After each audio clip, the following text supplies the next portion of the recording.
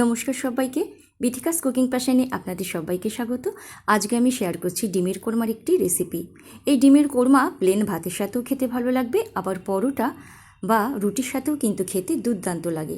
তাহলে চলুন দেখিনি কীভাবে ডিমের কোরমাটা বানিয়েছি। প্রথমে কড়াতে দিয়ে দিলাম সাদা তেল বা রিফাইন্ড অয়েল।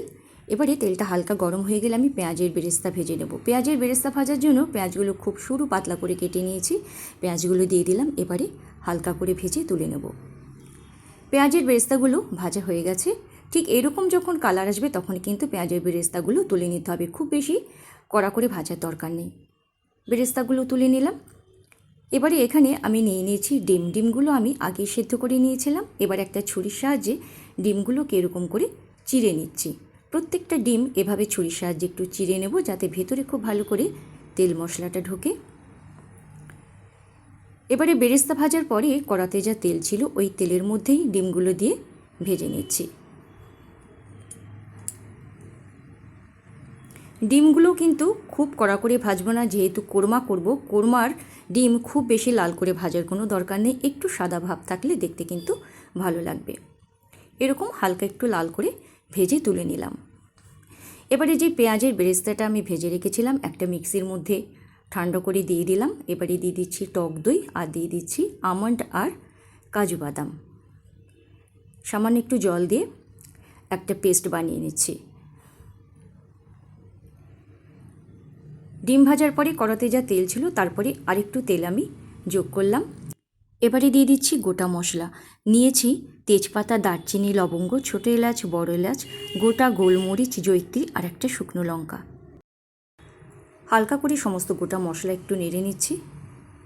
মশলা থেকে যখন খুব সুন্দর গন্ধ ছাড়বে তারপরে আমি দিয়ে দিচ্ছি আদা আর রসুনের পেস্ট।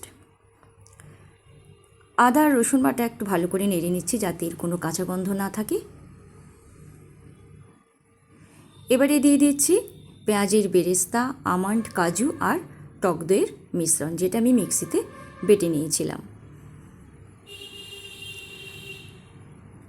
2 থেকে 3 মিনিট মতন একটু কষে নিচ্ছি। এবার দেখুন কালারটা একটু হালকা চেঞ্জ হয়ে গেছে। এবার আমি দিয়ে দিচ্ছি টমেটো পিউরি। এখানে একটা ছোটো সাইজের টমেটো আমি পিউরি বানিয়ে নিয়েছিলাম। টমেটো পিউরিটা দিয়ে দিলাম। টমেটো পিউরি দিয়েও একটু হালকা করে নেড়ে নিলাম। এবারে দিয়ে দিচ্ছি স্বাদ মতো লবণ, দিচ্ছি জিরে গুঁড়ো, ধনে গুঁড়ো, লঙ্কা গুঁড়ো, আর এইটা দিয়ে দিচ্ছি কাশ্মীরি লঙ্কার গুঁড়ো, আর দিচ্ছি সামান্য একটু পরিমাণে হলুদ। আর সমস্ত স্বাদটাকে ব্যালেন্স করার জন্য সামান্য একটু পরিমাণে চিনি দিয়ে দিলাম।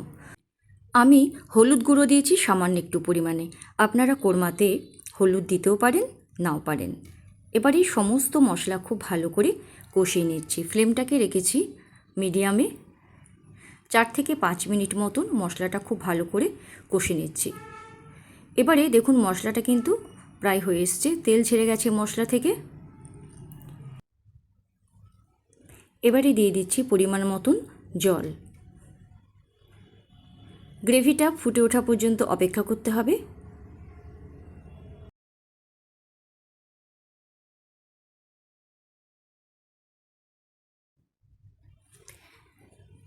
গ্রেভিটা ফুটে গেছে, এবারে সামান্য একটু নেড়ে নিচ্ছি। দিয়ে দিচ্ছি ভেজে রাখা ডিম।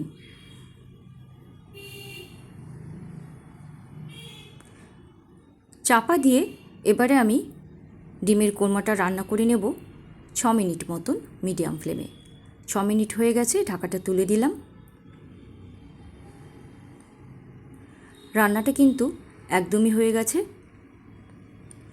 এবারে নামানোর আগে আমি এর মধ্যে দিয়ে দিচ্ছি কসুরি মেথি,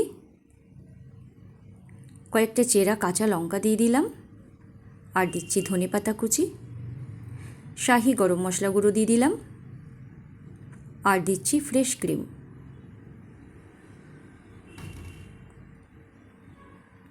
আর একদম সব শেষে দিয়ে দিলাম পেঁয়াজের বেরেস্তা। ডিমের কোরমা একদম রেডি। আজকের এই ডিমের কোরমার রেসিপি যদি ভালো লাগে আপনারাও তাহলে বাড়িতে একবার এভাবে বানিয়ে দেখতে পারেন। আর রেসিপি ভালো লাগলে অবশ্যই একটা করে লাইক, কমেন্ট, শেয়ার আর চ্যানেলটাকে সাবস্ক্রাইব করে নিতে ভুলবেন না। সবাই খুব ভালো থাকবেন, সুস্থ থাকবেন।